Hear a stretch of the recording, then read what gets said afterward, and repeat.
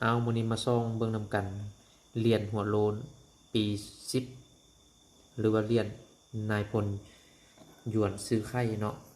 อืมคนลาวจะเอิ้นว่าเหรียญหัวโล้นเนาะคนไทยเอิ้นว่าเหรียญนายพลหยวนซื้อไข่เนาะตัวนี้เนาะเบิ่งนำกันพี่น้อง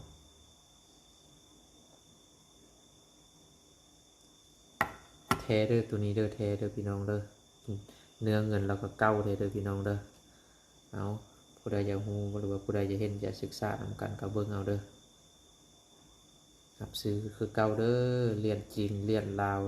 เหรียญลาวรุ่นบ่ว่าจะเป็นเหรียญประเภทใดเหรียญเงินเหรียญหยังก็ส่งมาเบิ่งได้พี่น้องหรือว่าจะเป็นแควแควซอเสื้อบ่เนาะ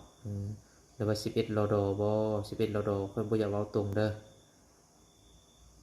นตัวฮอแหละนอตัวฮอแหละเนาะเพราะว่าเว้าตรงแล้ว Facebook ค่อยมันสิปิดกันเนาะพี่น้องเนาะเงินเสียนเงินหาเงินคัน